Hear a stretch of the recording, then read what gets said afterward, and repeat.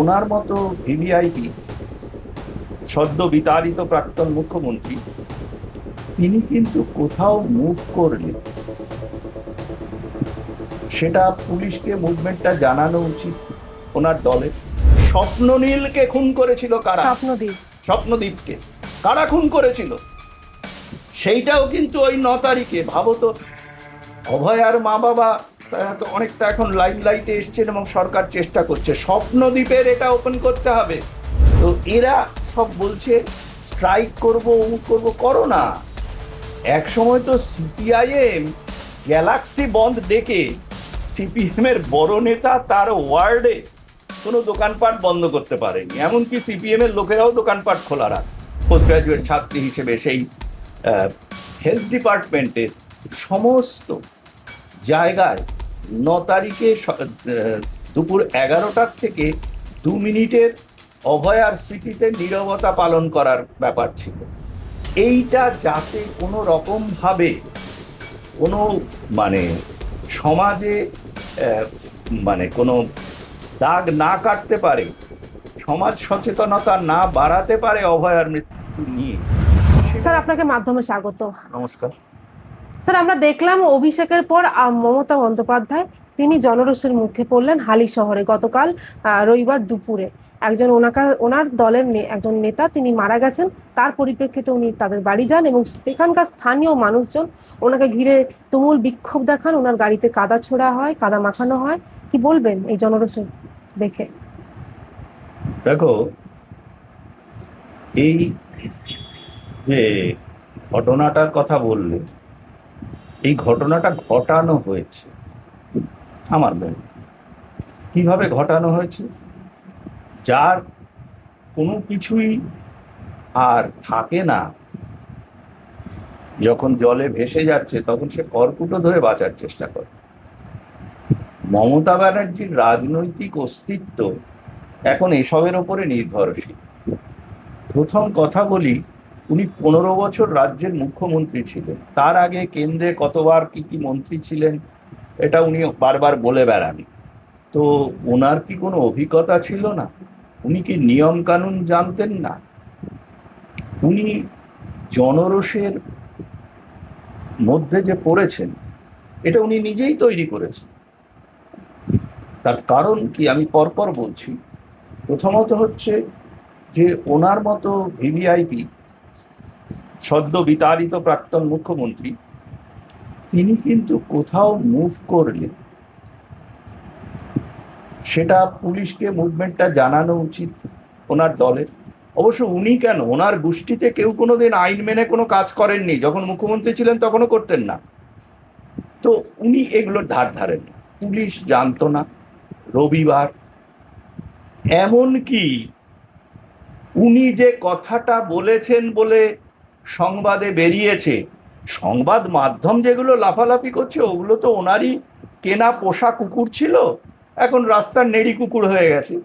ওগুলো এখন ঘেউ ঘেউ করছে যে ওনার কাছে নাকি মৃত মানুষটির পরিবার জানিয়েছে। এবারে তোমার মাধ্যমে আমি মানুষকে জানাতে চাই, ওনার পরিবার কিন্তু ওনার সঙ্গে দেখা করেনি। উনি বারবার তাদের এসওএস পাঠাচ্ছিলেন, এসো, অ্যাজ ইফ যেন আমার একটা রাজনৈতিক একটা সম্মান আছে সেটা বাঁচাও। তা তারা এমনই স্টেটমেন্ট দিয়েছেন, সেটাও সংবাদ মাধ্যমে বেরিয়েছে। ওই পোশাক নেড়ি কুকুরের বাইরেও তো সংবাদ মাধ্যম আছে, সেখানে দেখো দেখবে যে তারা জানিয়েছে, মানে পরিবার, যে আপনার এখানে আসার কোনো দরকার নেই, আমাদের সরকারের বিরুদ্ধে বা পুলিশের বিরুদ্ধে এই মুহূর্তে কিছু বলার নেই, পুলিশ ইনভেস্টিগেশন করছে এবং একটা বিচার বিভাগীয় তদন্ত হচ্ছে। সেইখানে পুলিশের এখনো অবধি যে মুভ, তাতে আমাদের তাদের বিরুদ্ধে কিছু বলার নেই, আর আপনার সঙ্গে আমি দেখা করব না, আমরা দেখা করব না। কতটা ফেস লস হলো এবং মানুষ কতটা ক্ষিপ্ত ওনার ওপরে। এইবারে ওনার সেই মাতাল ফাতাল কি সব ওনার সেই কোর্টে গালাগাল খায় আর ক্ষমা চায় কি লোকজন আছে না, মানে মদের ঘরে একরকম বলে, মদ ঘোর কেটে গেলে আরেক রকম বলে। তো এরা সব বলছে স্ট্রাইক করব, অমুক করবো, করো না। এক সময় তো সিপিআইএম গ্যালাক্সি বন্ধ ডেকে সিপিএম এর বড় নেতা তার ওয়ার্ডে কোনো দোকানপাট বন্ধ করতে পারেনি, এমনকি সিপিএম এর লোকেরাও দোকানপাট খোলা রাখ। এই তো এদের দৌড়। আরেকটা কথা বলি, এখানে মমতা ব্যানার্জি কিন্তু অত্যন্ত ধূর্ত এবং অসৎ একজন রাজনীতিবিদ। উনি 9 তারিখটাকে কেন চয়েস করে নিলেন? 9 তারিখে 2 বছর আগে অভয়ার নৃশংস হত্যাকাণ্ড, যেখানে অলরেডি অ্যাসপারশন পড়েছে মমতা ব্যানার্জির নিজের ওপর, যে উনি হত্যাকারীদের প্রোটেকশন দিয়েছিলেন, উনি বেআইনিভাবে সমস্ত প্রশাসনকে কাজে লাগিয়ে সেই হত্যাকাণ্ডকে ধামাচাপা দিতে চেষ্টা করেছিলেন। তার জন্য একটা বিক্ষোভের ব্যাপার ছিল। এমনকি প্রশাসনিকভাবে যে অভয়া যে ডিপার্টমেন্টে কাজ করতেন, সেই মানে পোস্ট গ্রাজুয়েট ছাত্রী হিসেবে, সেই হেলথ ডিপার্টমেন্টের সমস্ত জায়গায় 9 তারিখে দুপুর 11টার থেকে 2 মিনিটের অভয়ার স্মৃতিতে নীরবতা পালন করার ব্যাপার ছিল। এইটা যাতে কোনো রকমভাবে কোনো মানে সমাজে মানে কোনো দাগ না কাটতে পারে, সমাজ সচেতনতা না বাড়াতে পারে অভয়ার মৃত্যু নিয়ে, সেটার একটা চেষ্টা ছিল। আরেকটা চেষ্টা ছিল, যেটা আমি জানি না, বাঙালি সংবাদ মাধ্যম তো, এরা তো মাথা দিয়ে কাজ করে না, এরা হৃদয় দিয়ে আর পকেট দিয়ে কাজ করে।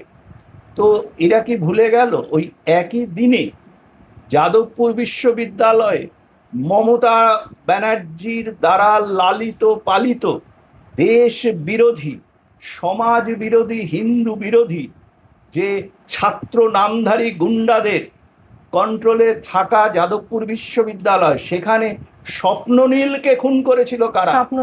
স্বপ্নদীপকে কারা খুন করেছিল? সেইটাও কিন্তু ওই 9 তারিখে। ভাবো তো, অভয়ার মা বাবা তো অনেকটা এখন লাইমলাইটে এসছেন এবং সরকার চেষ্টা করছে, স্বপ্নদ্বীপের এটা ওপেন করতে হবে। এইখানে হত্যাকারীদের ধরতে আপত্তিটা কোথায়? আমাদের যে সিস্টেম, সেই সিস্টেমটা কমিউনিস্টরা এখনো কন্ট্রোল করছে কি? সেটা কন্ট্রোল করলে কিন্তু ভারতবর্ষ কোনো দিন এগোতে পারবে না। সবচেয়ে বড় অসুবিধা হচ্ছে এখানে যে মানুষকে ভুলিয়ে দেওয়ার, তার পারিবারিক, তার সামাজিক সমস্ত রকম দুর্নীতি, আর্থিক এবং সামাজিক দুর্নীতি, সমস্ত কিছু উনি করেছেন। উনি আজকে মানে খবরের কাগজেরই তো রিপোর্ট আছে যে বর্তমান মুখ্যমন্ত্রী, তখন বিরোধী দলনেতা ছিলেন, তাকে পুড়িয়ে মারার চেষ্টা করেছিলেন। আরেকটা কথা বলি, যেটা বলা হয়নি, আমি অন্তত সংবাদ মাধ্যমে দেখিনি, যে তখন সর্বভারতীয় বিজেপির সভাপতি জেপি নাড্ডা, তাকে দক্ষিণ 24 পরগনায় ওনার ঘাঁটিতে মেরে ফেলার চেষ্টা হয়েছিল, তার গাড়ি আক্রমণ করে। সেই তুলনায় তো ওনার কিছুই হয়নি। উনি তো এই মিডিয়া হাইপ তুলে দেখাতে চাইছেন আমি টার্গেট। উনি টার্গেট করার মতো ইম্পর্টেন্ট মানুষ আর এখন রাজনৈতিকভাবে নেই। ওনার পরিবার এবং কয়েকটি বধূলোভী বৃত্ত ছাড়া মমতা তৃণমূল বলে পৃথিবীতে কারোর কোনো অস্তিত্ব নেই। উনি গ্যালাক্সি বন্ধ করুন না, কালীঘাট বন্ধেই আটকে থাকছেন কেন? গ্যালাক্সি বন্ধ না করলে ওনার যে স্বাভাবিক মিত্র, সেই কমিউনিস্টদের তো সহযোগিতা পাবেন না নাকি? এখন দেখো, এরা সবাই মিলে নোটার ওপরে উঠতে পারবে না। জনসাধারণ যে রায় দিয়েছে তাকে সময় দিতে হবে। আর সবচেয়ে বড় কথা হচ্ছে, সিস্টেমটা তো এখনো অবধি যারা ক্ষমতায় এসছে তাদের কন্ট্রোলে আসেনি। অর্ডার বেরোলে অর্ডার খুঁজে পাওয়া যায় না, অর্ধেকটা ক্যারিড আউট হয়ে অর্ধেকটা হয় না। সেটা বিভাগীয় মন্ত্রীরা দেখবেন, মুখ্যমন্ত্রী দেখবেন, তাদের দায়িত্ব। তবে আমি একটা জিনিস মনে করি, যে কিছু কিছু মানুষ কিন্তু এখানে বিরোধী, এইসব মমতা এদেরকে হ্যান্ডেল দেওয়ার চেষ্টা করা হচ্ছে। এই যে নির্বিচারে যেখানে সেখানে ওই ওয়াশিং মেশিন বসিয়ে দেওয়া হয়েছে, এবং ওয়াশিং মেশিনে শুদ্ধ হওয়া যে কোভিডে মৃত মানুষদের জামা কাপড় সুস্থ মানুষদের গায়ে যদি পরিয়ে দেওয়া হয়, যে অবস্থা হয়, সেই অবস্থার জন্য কিন্তু যারা ওয়াশিং মেশিনে কাপড় দেওয়ার কথা বলছেন এবং ভালো তৃণমূল, ভালো সিপিএম, এবং আমার তো মনে হয় আরো কিছুদিন বাদে ভালো জেহাদিও খুঁজে বেড়াবেন, হ্যাঁ, যে তাদেরকে ভাইচারায় আটকাবেন। দেখুন, ভাইচারায় আটকানোর জন্য কংগ্রেসের সময় থেকে মুসলিম লীগ এবং অন্যান্য বহু নেতৃত্বকে ভাইচারাতে বাঁধতে চেষ্টা করা হয়েছিল। তার ফলশ্রুতি আজকে 2026 সালে দাঁড়িয়ে ভারতবর্ষের অবস্থা কি? এখানেই তো এর উত্তর আছে। মমতা বন্দ্যোপাধ্যায়কে চোর চোর স্লোগান দেওয়া হয়েছিল এবং সেটাতে উনি আপত্তি করেছিলেন। ওনাকে কেন চোর চোর স্লোগান দেওয়া হ্যাঁ, এটা আমিও সমর্থন করি না, কারণ ওনাকে চোর বলাটা ঠিক হবে না। উনি চোরেদের মক্ষী রানী, চোরেদের যে মৌচাক সৃষ্টি করেছিলেন তার মক্ষী রানী তো উনি, চোরের মক্ষী রানী বলা উচিত ছিল। উনি বলছেন যে ওনাকে আটকানোর চেষ্টা চলা হচ্ছে, মানে করা হচ্ছে ওনাকে হ্যাঁ, কারণ আটকানো হয়েছে সেটা তো দেখানো যাবে না। And she is a congenital liar. ওনার ডিএনএতে মিথ্যাচারিতা আছে। উনি কখনো কোনো সত্যি কথা বলতে পারেন না। উনি একটা সত্যি কথা মুখ দিয়ে বেরোতে মানে চেষ্টা করলে ওটা মিথ্যে হয়ে যাবে। আর বললামই তো, উনি যার জন্য গেছেন তার পরিবারের লোকেরা বলছে ওনাকে আমরা ডাকিনি, ওনার সঙ্গে আমরা দেখা করব না, আমরা আপাতত পুলিশ এবং প্রশাসনের কাজে তাদের সঙ্গে সহযোগিতা করছি। কিন্তু মমতা বন্দ্যোপাধ্যায় তিনি তো অভিযোগ করছেন যে এমএলএ নিজে এসে বলেছে যে যিনি মারা গেছেন তার স্ত্রীকে আপনি ঘর থেকে বেরোবেন না। মমতা ব্যানার্জি অভিযোগ করছেন, তার অর্থ হচ্ছে অন্য কিছু না। আমার ভাইপোকে বিদেশে পালিয়ে যেতে যাও, আমাকে ধরো না, আমরা যা টাকা পয়সা মেরেছি, এইটাই।